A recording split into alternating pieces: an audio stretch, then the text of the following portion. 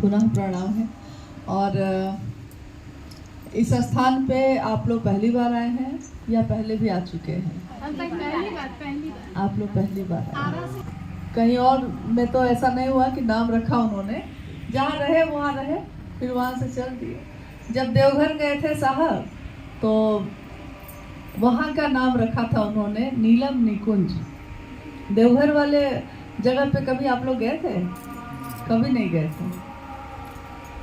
देवघर में जब साहब रहे थे 2008 में गए थे। 2008 में जब साहब पटना में थे और कैबिनेट के ज्वाइंट सेक्रेटरी थे, तो रिटायर्ड हुए 31 अक्टूबर 2008 को वो रिटायर्ड हुए। और अगले महीने ही नवंबर माह में ही वो सारे लोग को लेकर देवघर के लिए प्रस्थान कर गए। हम लोग सब गए थे। और देवघर में एक शुरुआती दिनों में तो पोखना टीला में रहे और बाद में चित्तो लोढ़िया में एक जगह ली गई थी जिसका मार्ग जो था जाने का, उसका नाम साहब ने लिखवा के लगवाया था महादेव मार्ग। उस सड़क का नाम महादेव मार्ग था। और जो घर था जिसमें साहब रहते थे उसका नाम उन्होंने लिखवाया था नीलम निकुंज। उसके बाद फिर देवघर छोड़कर फिर जब वो रांची आए और रांची में एक घर में रहे, फिर उसको छोड़कर दूसरे घर में रहे और उसके बाद अस्थायी तौर पे जब यहाँ वो आए तो इस जगह को जब फूल पत्ती से सजाया गया तो साहब ने कहा कि अब मैं यहाँ रहूँगा तो इस जगह का कोई नाम रखना चाहिए। सबको से विचार लिया गया कि क्या नाम रखना चाहिए। तो किसी ने कुछ कहा, किसी ने कुछ कहा। कभी महादेव के अनेक नाम हैं, उन नामों के बारे में कहा। शिव की शक्तियाँ हैं देवी, उनका नाम भी रखा गया, लेकिन कोई नाम उनको नहीं जचा। फिर अगले दिन सुबह में जब हम लोग आए यहाँ, साहब वहाँ बैठे थे, तो उन्होंने कहा कि अभी अभी मेरे कानों में किसी ने कहा है, एक आवाज़ आई है और बस एक शब्द आया है उपवन, इसलिए आज से इस घर का नाम होगा उपवन। फिर उन्होंने कहा कि उपवन का अर्थ समझते हैं। इसका अर्थ होता है वन मतलब हो गया जंगल और उपवन मतलब हो गया छोटा जंगल, हरियाली, हरा भरा। और इतने सालों में जब से साहब को हम लोगों ने देखा है, हम लोग से पहले भी जो लोग उनके साथ रहे हैं, तो जो भी स्थान पे वो रहे, जब तक वो रहते थे सारे पेड़ पौधे हरे भरे रहते थे। लेकिन जब हो जाता था कि साहब उस जगह को छोड़ने वाले हैं या उस जगह को जब वो छोड़ देते थे तो पत्ते भी मुरझा जाते थे, कुमला जाते थे, कभी कभी पूरा का पूरा सूख जाते थे। यहीं पे जब 2000 में साहब आए थे पटना से, उनकी पोस्टिंग हुई थी, यहाँ तबादला हुआ था, तो जिस घर में रहते थे उसका क्वार्टर नंबर था 373। उस क्वार्टर में शरीफा का पेड़ था, अनार का पेड़ था, ये सब था। और साहब जब रहने लगे तो फूल पत्ती भी बहुत सारे लग गए।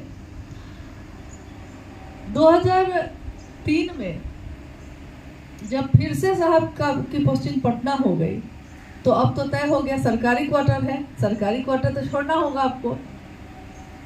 जैसे ही ये तय हुआ कि हाँ अब छोड़ना होगा, सामान बंधाने लगा और एक तरफ सामान बंधा रहा था और एक तरफ पेड़ पौधे सूखते जा रहे थे, मतलब एकदम कुमलाते जा रहे हैं।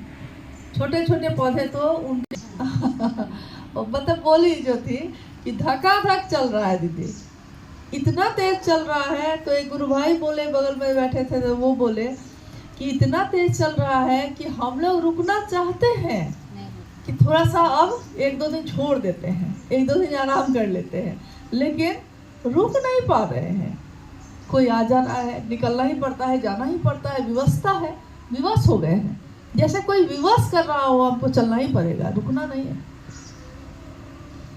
ये सारी चीजें बताती हैं कि शरीर के बंधन में रह के जो ऊर्जा काम कर रही थी, आज शरीर से मुक्त होकर बहुत तेज गति से, सूक्ष्म रूप में जो हमको दिखाई नहीं दे रही, लेकिन बहुत तेज गति से सबके साथ चल रही है ऊर्जा।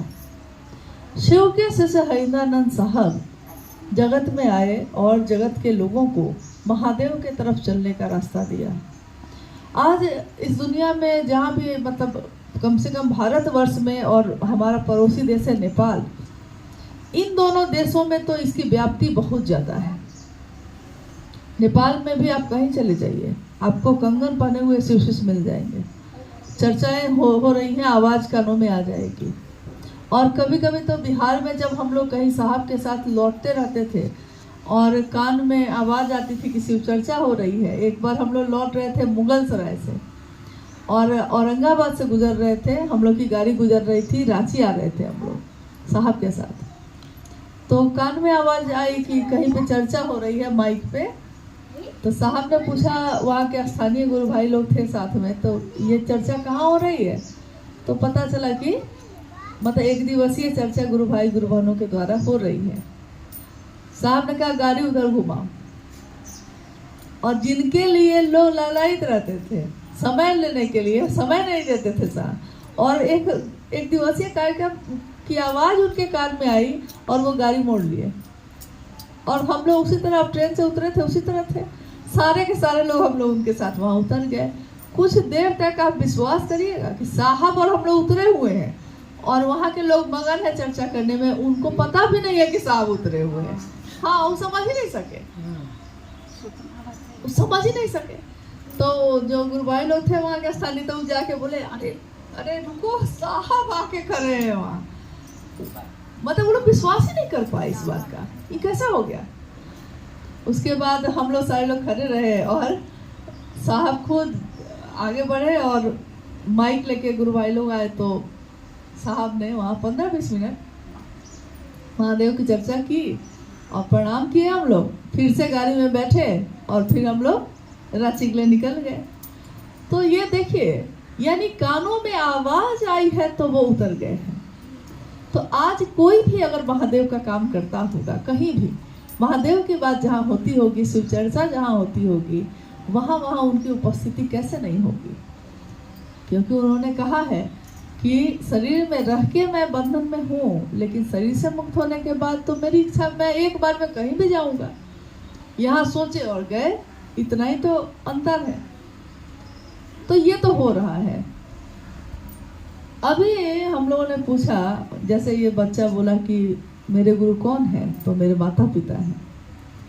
हम लोग आज तक यही तो समझते थे, हम लोग को यही सिखाया भी गया था स्कूल में, कॉलेज में, या बड़े बुजुर्गों के द्वारा सिखाया गया था कि पहली गुरु माँ होती है, पिता होते हैं। और सही भी है, क्योंकि माँ और पिता सिर्फ जन्म नहीं देते हैं, सही रास्ता भी दिखाते हैं। तो आध्यात्म की धरती पे हम लोगों को पैदा करने वाले कौन हैं?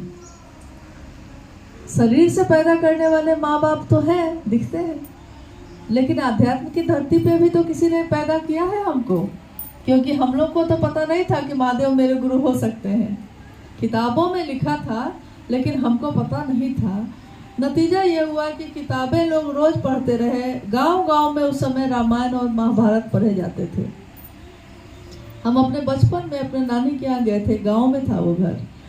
तो हम लोग देखते थे कि सुबह में हम लोग खेलते थे, तो वहाँ के जो नाना थे, पुराने एकदम बुजुर्ग थे, बूढ़े थे, तो वो शाम होते ही खटिया पे लग जाता था उनका, रामायण खोल के बैठ जाते थे और शुरू करते थे मंत्र पढ़ना उसका, और गांव के सारे लोग आके आसपास बैठ के सुनने लगते थे। तो हम लोगों ने देखा कि गांव-गांव में रामायण महाभारत पढ़ी जाती थी। उन ग्रंथों में आज से नहीं, हजारों साल से ये लिखा हुआ था, संभवे गुरुवे नमः, गुरु होने के कारण शंभु तुमको प्रणाम है, तुम त्रिभुवन गुरु वेद बखाना, तुम त्रिभुवन के गुरु हो, ये वेद बखान कर रहा है। तो ये सारी चीजें उसमें लिखी थी, रोज पढ़ रहे थे लोग, लेकिन किसी का ध्यान नहीं गया कि जब ये लिखा हुआ है तो ये हम अपने जीवन में अपनाते क्यों नहीं हैं। और साहब हरिंद्रानंद जी ने कोई ग्रंथ नहीं पढ़ा था, कोई रामायण महाभारत नहीं पढ़ा था। उन्होंने खुद कहा कि मैंने कभी पढ़ा ही नहीं, मैं तो बचपन से ही शमशान की तरफ मुड़ गया, तो शमशान साधना करने लगा, मंत्रों का जप करने लगा, तो वो कभी पढ़ा ही नहीं, मन ही नहीं हुआ, लगा ही नहीं कि पढ़ना चाहिए। लेकिन मेरे घर में बात होती थी, मेरे पिता बोलते थे, साहब कहते हैं कि मेरे पिता, साहब के माता पिता का नाम आपको मालूम है? मालूम है आप लोग को? हाँ बताइए। राधा देवी, विश्वनाथ सिन्हा राधा देवी। हाँ, अमलोली गांव में जन्म हुआ है। सीवान जिला में अमलोरी नाम के गांव में है जन्म हुआ। डॉक्टर विश्वनाथ प्रसाद सिंह और श्रीमती राधा देवी उनके माता और पिता का नाम है। अपने भाई बहनों में सबसे बड़े साहब भैरवानंद जी हैं और 2 बहन और 1 भाई और हैं इनको, जो हैं अभी। भाई उनके दिल्ली में हैं, चीफ सिक्योरिटी कमिश्नर रहे वो, और बहन भी दोनों जो हैं शिक्षा विभाग में रही। तो अभी क्या है कि जब वो पैदा हुए उसके बाद के जीवन की घटनाएं उनकी ऐसी रही कि वो तो इस तरफ ही मुड़ गए और 1974 में उन्होंने निराश मन से शिव को गुरु बना लिया। ये सोच के बनाया कि गुरु भगवान होते हैं तो भगवान गुरु क्यों नहीं है। भगवान कहा जाता था महादेव को उनके घर में। उनके पिता कहते थे कि मलकिनी, अपने पत्नी को, इनकी माँ को, कि मलकिनी ईश्वर शिव के कहल जाला। ईश्वर कौन है? भगवान तो शिव है। ये बात तो उस बच्चे ने सुनी थी। आज इस बच्चे ने इतना तो सीखा है ना कि माता पिता गुरु होते हैं, आगे और सीख लेगा। लेकिन हाँ, बेसिक चीज तो जानता है, कुछ तो जानता है, आगे और समझ बढ़ जाएगी। तो इतना तो वो अपने घर में सुना है, उन्होंने सुना था, तो उन्होंने निराश मन से शिव को अपना गुरु बना लिया, ये सोचकर कि आज तक इतने लोगों को अपना गुरु बनाया, कहीं कुछ हासिल नहीं हुआ, तो अब शिव ही मेरे गुरु होंगे। सोचिए 1948 में साहब का जन्म हुआ है। 1974 में जब लॉ कॉलेज पटना में वो पढ़ते थे, तब आरा के गांधी शमशान में उन्होंने शिव को अपना गुरु माना, मन ही मन। कितना साल बीत गया? उसके भी 8 साल बाद 1982 में, हाँ गिनो, चलो गिनो, कितना साल हुआ? 1974 से 1948 से शुरू करके 1974, हाँ हम रुके रहते हैं, गिनो गिनो, चलो 26 हुआ, ठीक है ना? ठीक है, एकदम लॉक किया जाए। आपका जवाब सही है। हाँ, इतने साल तक ये चलता रहा। उसके 1974 से शिव को गुरु मानकर 1982 तक उन्होंने दूसरों से शिव की चर्चा नहीं की। अब बताओ 1974 से 1982 कितना साल हुआ? आज परीक्षा है बाबू, फंस गए। 8 साल, एकदम सही जवाब। हाँ, तो 8 साल बाद, 8 साल तक सोचिए, मामूली होता है 8 साल, 1 साल बीतने में कितना काम हो जाता है। 8 साल तक साहब ने मां नीलम आनंद के अलावा किसी दूसरे से कहा ही नहीं कि शिव गुरु है। ये सोचकर कि उनको लगता था कि यहाँ भी पता नहीं सही है कि नहीं, क्योंकि महादेव दिखाई तो दे नहीं रहे, गुरु है कि नहीं है हम तो जानते नहीं हैं, तो जो दिखाई नहीं देता है वो ज्ञान देगा कैसे। ये सोचकर उन्होंने दूसरों से नहीं कहा, इस भय से कि क्या पता यहाँ भी धोखा हो गया, क्या गलती हो गई क्या। लेकिन इन 8 सालों में वो जगह जगह गए, पाटन में गए, पाटन में चमत्कार पे चमत्कार होते गए, कितनी घटनाएं घटी। फिर उसके बाद वो मधेपुरा जब गए, तब तक लंबा समय बीत गया था, 8 साल तो बीत ही गए थे ये सब। तब उन्होंने लोगों से कहा, क्योंकि जब उनके पिताजी शिक्षा विभाग में पदाधिकारी थे, उस समय सहरसा में जब उनकी पोस्टिंग थी साहब की, तो मधेपुरा और सहरसा इस समय जब पोस्टिंग हुई तो वहाँ के जिला स्कूल में पढ़ते थे, स्कूल में पढ़ते थे। और दोबारा जब वो गए हैं तो मजिस्ट्रेट बन के गए हैं 1982 में। तो जब साहब मजिस्ट्रेट बनकर उसी जगह पे फिर से गए, तो उन्होंने उन लोगों को खोजा जो स्कूल के समय में उनके साथ शमशान जाते थे। उन लोगों को बुलाए, उन लोगों से कहा कि क्या आप लोग अभी भी शमशान साधना करते हैं? तो वो लोग बोले कि हाँ अभी भी करते हैं। साहब ने कहा कि अगर अभी भी शमशान साधना को करके आपको कुछ हासिल हो गया होगा तब तो ठीक है, लेकिन अगर कुछ भी हासिल नहीं हुआ है तो मैंने शिव को अपना गुरु बनाया है, आप भी शिव को अपना गुरु बना लीजिए। अब उन लोगों ने साहब से कहा कि आप कौन सी नई बात कह रहे हैं। मतलब उनको कोई आश्चर्य नहीं हुआ कि कोई नई बात थोड़ी ही है। अब साहब को आश्चर्य हो रहा है कि हम 8 साल तक लोगों से नहीं कहे ये बात, और आज जब कह रहे हैं तो ये सामने वाला कह रहा है हमको कि कौन सी नई बात आप कह रहे हैं, ये तो बहुत पुरानी बात है। उस जगत के गुरु है, आदि गुरु है, विश्व गुरु है। साहब ने कहा कि ये बात आपने कहाँ सुनी है। उन लोगों ने कहा कि ये तो शास्त्रों में लिखा हुआ है, किताबों में लिखा हुआ है। तो साहब ने कहा कि उन शास्त्र और किताबों को लाइए, मैं देखना चाहता हूँ। तब ये किताबें आई, तब पहली बार साहब हरिंद्रानंद जी ने उन चीजों का अध्ययन किया जहां ये सारी पंक्तियां प्रदीप्त थी, लिखी हुई थी। अब आश्चर्य में पड़े साहब खुद। उनको लगा कि हजारों साल से जिस बात को ऋषियों मुनियों ने कहा है, मान लीजिए योग के बारे में बताया तो दुनिया के लोग योग कर रहे हैं ना, फायदा हो रहा है। जड़ी बूटी के बारे में बताया तो दुनिया के लोग जड़ी बूटी का प्रयोग करते हैं। इस पत्ता से घाव ठीक हो जाएगा तो पत्ता घिस के लगाते हैं, सब कुछ करते हैं।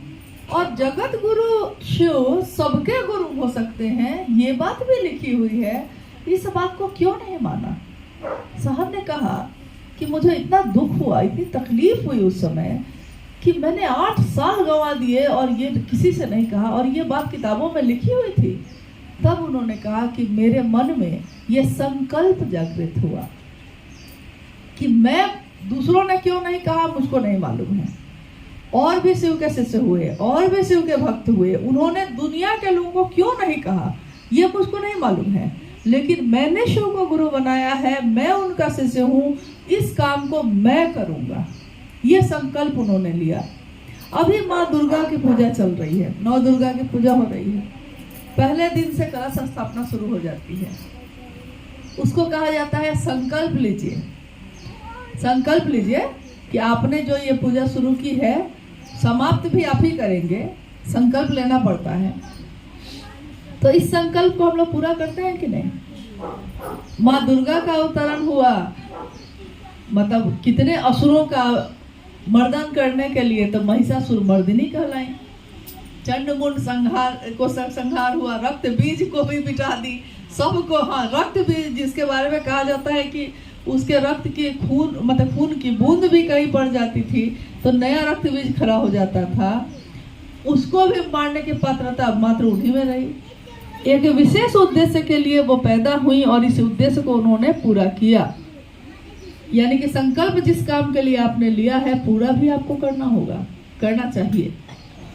और हम करते हैं, इतनी समझ है हम लोग, करते हैं हम लोग। साहब ने भी एक संकल्प लिया था। संकल्प तो हम आप भी लेते हैं। संकल्प लेते हैं कि महादेव का काम करेंगे और बीच में भटक जाते हैं दूसरे चीजों में, लोगों से ज्यादा निकट हो गए, किसी और को अपना बना बैठते हैं, सोचते हैं कि ये मेरा साथ देगा, ये मेरा अपना होगा, लेकिन ये भी नहीं हो पाता। तो संकल्प तो हम आप भी लेते हैं, लेकिन हमारे संकल्प कुछ दिन के बाद टूट जाते हैं। लेकिन शिव का शिष्य का संकल्प टूटा नहीं। लाख बाधाएं आई, लाख लोगों ने नहीं माना, लोगों ने विरोध किया, लोगों ने यहाँ तक कहा कि जब वो भगवान है तो उनको गुरु क्यों बनाने की बात कर रही है। यहाँ तक कि जो शरीरधारी गुरु थे उनमें हरकंप मचा। उन लोगों को लगा कि मेरे पेट पे लात मार रहा है ये कह के, तो हाँ, हम गुरुओं का क्या होगा। जब महादेव को लोग गुरु बना लेंगे तो हम लोग शरीरधारी गुरु का क्या होगा। तो स्वाभाविक है कि हर जगह से विरोध का सामना उनको करना पड़ा, लेकिन उनका संकल्प टूटा नहीं टूटा।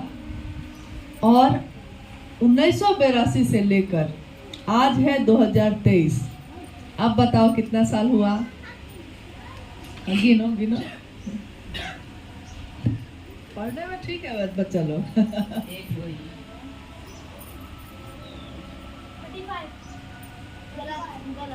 गलत जवाब।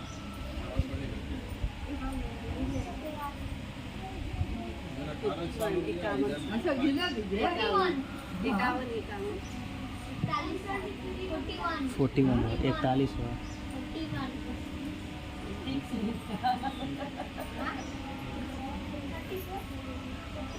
इकतालीस होगा। 5 मिनट का समय दिया जाता है।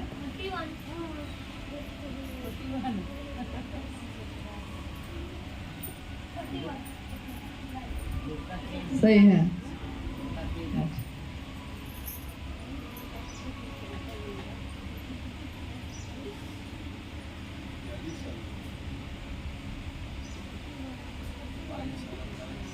हाँ ठीक है, 41 पूरा है, 42 चल रहा है, ठीक है, चलिए ठीक है,